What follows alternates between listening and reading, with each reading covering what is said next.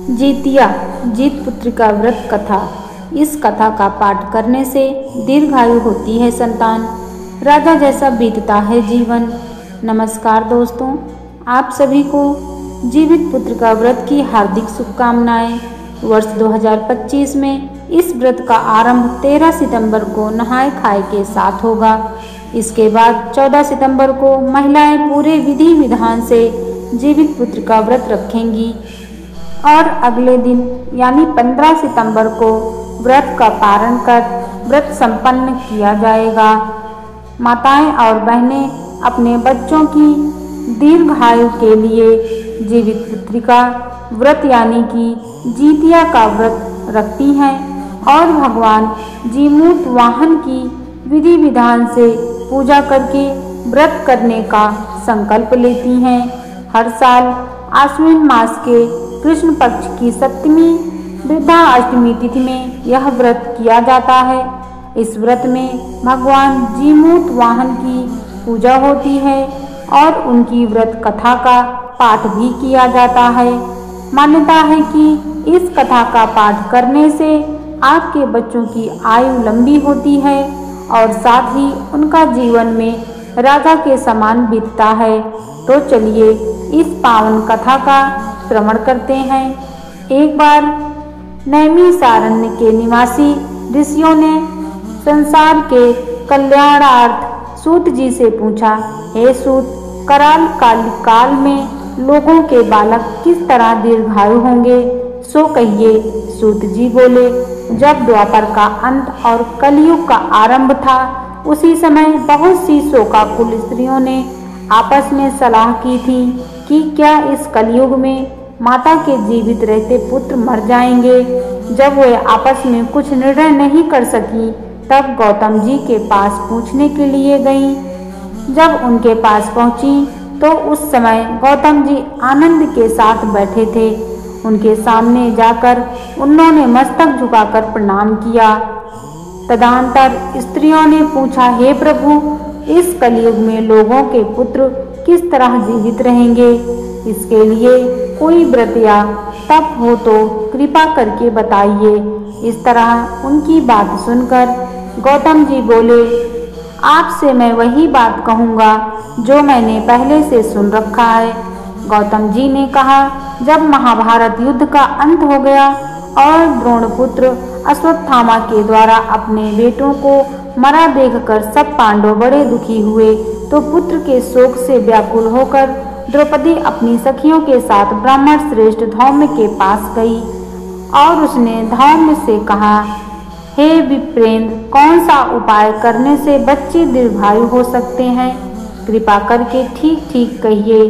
धौम्य बोले, सतयुग में सत्य वचन बोलने वाला, सत्याचरण करने वाला समदर्शी जीमूत वाहन नामक एक राजा था। एक बार वह अपनी स्त्री के साथ अपनी ससुराल गया और वहीं रहने लगा। एक दिन आधी रात के समय पुत्र के शोक से व्याकुल कोई स्त्री रोने लगी, क्योंकि वह अपने बेटे के दर्शन से निराश हो चुकी थी। उसका पुत्र मर चुका था। वह रोती हुई कहती थी, हाय मुझ बूढ़ी माता के सामने मेरा बेटा मरा जा रहा है। उसका रुदन सुनकर राजा जीमूत वाहन का तो मानो हृदय विदीर्ण हो गया। वह तत्काल उस स्त्री के पास गया और उससे पूछा, तुम्हारा बेटा कैसे मरा है। बूढ़ी माता ने कहा, गरुड़ प्रतिदिन आकर गांव के लड़कों को खा जाता है। इस पर दयालु राजा ने कहा, माता अब तुम रो मत, आनंद से बैठो, मैं तुम्हारे बच्चे को बचाने का यत्न करता हूँ। ऐसा कहकर राजा उस स्थान पर गया जहाँ गरुड़ आकर प्रतिदिन मांस खाया करता था। उसी समय गरुड़ भी उस पर टूट पड़ा और मांस खाने लगा। जब अतिशय तेजस्वी गरुड़ ने राजा का बायां अंग खा लिया तो झटपट राजा ने अपना दाहिना अंग फेंक कर गरुड़ के सामने रख दिया। यह देखकर गरुड़ जी ने कहा, तुम कोई देवता हो, कौन हो तुम, मनुष्य तो नहीं जान पड़ते। अच्छा अपना जन्म और कुल बताओ। पीड़ा से व्याकुल मन वाले राजा ने कहा, हे पक्षीराज, इस तरह के प्रश्न करना व्यर्थ है। तुम अपनी इच्छा भर कर मेरा मांस खाओ। यह सुनकर गरुड़ रुक गए और बड़े आदर से राजा के जन्म और कुल की बात पूछने लगे। राजा ने कहा, मेरी माता का नाम है सैव्या और मेरे पिता का नाम शालिवाहन है। सूर्यवंश में मेरा जन्म हुआ है और जीमूतवाहन मेरा नाम है। राजा की दयालुता देखकर गरुड़ ने कहा, हे महाभाग, तुम्हारे मन में जो अभिलाषा हो वह वर मांगो। राजा ने कहा, हे पक्षीराज, यदि आप मुझे वर दे रहे हैं तो वर दीजिए कि आपने अब तक जिन प्राणियों को खाया है वह सब जीवित हो जाएं। हे स्वामिन, अब से आप यहाँ बालकों को न खाएं और कोई ऐसा उपाय करें कि जहाँ जो उत्पन्न हो वे लोग बहुत दिनों तक जीवित रहें। धौम्य ने कहा कि पक्षीराज गरुड़ राजा को वरदान देकर स्वयं अमृत के लिए नागलोक चले गए। वहां से अमृत लाकर उन्होंने उन मरे मनुष्यों की हड्डियों पर बरसाया। ऐसा करने से सब लोग जीवित हो गए जिनको कि पहले गरुड़ ने खा रखा था। राजा के त्याग और गरुड़ की कृपा से वहां वालों का कष्ट दूर हो गया। उस समय राजा के शरीर की शोभा दूनी हो गई थी। राजा की दयालुता देखकर गरुड़ ने फिर कहा, मैं संसार के कल्याणार्थ एक और वरदान दूंगा। आज आश्विन कृष्ण सप्तमी से रहित शुभ अष्टमी तिथि है। आज ही तुमने यहाँ की प्रजा को जीवन दान दिया है। हे वत्स, अब से यह दिन ब्रह्म भाव हो गया, जो मूर्ति भेद से विविध नामों से विख्यात है। वहीं त्रैलोक से पूजित दुर्गा अमृत प्राप्त करने के अर्थ में जीवित पुत्रिका कहलाई है। सो इस तिथि को जो स्त्रियां उस जीवित पुत्रिका की और उसकी आकृति बनाकर तुम्हारी पूजा करेगी तो दिनों दिन उनका सौभाग्य बढ़ेगा और उनका वंश भी बढ़ता रहेगा। हे महाभाग, इस विषय में विचार करने की भी आवश्यकता नहीं है। हे राजन, सप्तमी से रहित और उदया तिथि की अष्टमी को व्रत करें, यानी सप्तमी विद अष्टमी जिस दिन हो उस दिन व्रत न कर शुद्ध अष्टमी को व्रत करें और नवमी में पारण करें। यदि इस पर ध्यान न दिया गया हो तो फल नष्ट हो ही जाएगा और सौभाग्य तो अवश्य नष्ट हो जाएगा। जीमूत वाहन को इस तरह का वरदान देकर गरुड़ वैकुंठ धाम को चले गए और राजा भी अपनी पत्नी के साथ अपने नगर को वापस चले आए। धौम्य द्रौपदी से कहते हैं, हे देवी, मैंने यह अतिशय दुर्लभ व्रत तुमको बताया है। इस व्रत को करने से बच्चे दीर्घायु होते हैं। हे देवी, तुम भी पूर्वोक्त विधि से यह व्रत और दुर्गा जी का पूजन करो तो तुम्हें अभिलाषित फल प्राप्त होगा। मुनिराज धौम्य की बात सुनकर द्रौपदी के हृदय में एक प्रकार का कौतूहल उत्पन्न हुआ और पूर्वाश्रमी स्त्रियों को बुलाकर उनके साथ यह उत्तम व्रत किया। गौतम ने कहा, यह व्रत और इसके प्रभाव को किसी एक चिन्ह ने सुन लिया और अपनी सखी सियारिन को बतलाया। इसके बाद पीपल वृक्ष की शाखा पर बैठकर उस चिन्ह ने उस वृक्ष के खोते में बैठकर सियारिन ने भी यह व्रत किया। फिर भी चिन्नी किसी उत्तम ब्राह्मण के मुख से यह कथा सुनकर आई और पीपल के खोते में बैठी हुई अपनी सखी सियारन को सुनाया। सियारिन ने आधी कथा सुनी थी कि उसे भूख लग गई और वह उसी समय शव से भरे शमशान में पहुंची।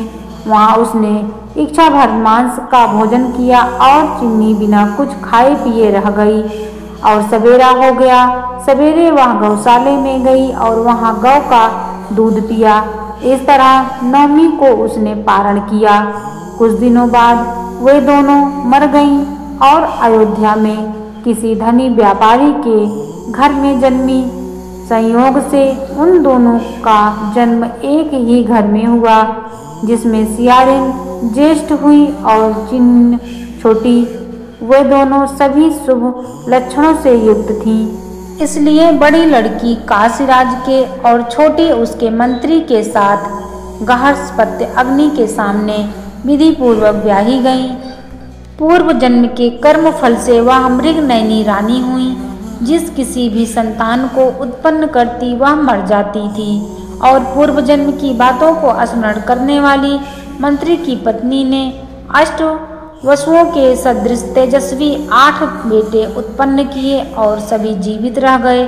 अपनी बहन के पुत्रों को जीवित देखकर ईर्ष्यावश राजपत्नी ने अपने स्वामी से कहा कि यदि तुम मुझे जीवित रखना चाहते हो तो इस मंत्री के भी पुत्रों को उसी जगह भेज दो जहाँ मेरे बेटे गए हैं, अर्थात इन्हें भी मार डालो।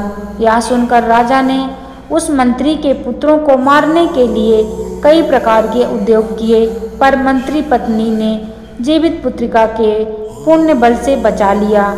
एक दिन राजा ने अपने आदमियों से उन पुत्रों का सिर कटवाकर पिटारी में रखवाया और वह पिटारी उनकी माता मंत्री पत्नी के पास भेज दिया, किंतु वे 8 सिर बेशकीमती जवाहरात हो गए और भले चंगे वे 8 लड़के अपनी माता के पास वापस चले गए। उनको जीवित देखकर राजपत्नी को बड़ा विस्मय हुआ। अंत में वह मंत्री की पत्नी के पास आई और उसने पूछा, बहन तुमने कौन सा ऐसा पुण्य किया है जिससे बार बार मारे जाने पर भी तुम्हारे बेटे नहीं मरते। इस पर मंत्री की पत्नी ने कहा, पूर्व जन्म में मैं चिन्न थी और तुम सियारिन। तुमने साथ साथ जीवित पुत्रिका का व्रत किया था। तुमने व्रत के नियमों का भली भांति पालन नहीं किया था और मैंने पूरा पालन किया था। इसी दोष से हे बहन तुम्हारे बेटे नहीं जीते। ओ राजरानी, अब भी तुम उस जीवित पुत्र का व्रत को करो तो तुम्हारे बेटे दीर्घायु होंगे। मैं तुमसे सच सच कह रही हूँ। उसके कथानुसार रानी ने व्रत किया, तभी से उसके कई बेटे सुंदर और दीर्घायु होकर बड़े बड़े राजा हुए। सूत जी कहते हैं कि सब प्रकार का आनंद देने वाला मैंने यह दिव्य व्रत बतलाया है। यदि स्त्रियां चिरंजीवी संतान चाहती हों तो विधि पूर्वक यह व्रत जरूर करें और जीमूत वाहन का आशीर्वाद भी प्राप्त करें। धन्यवाद।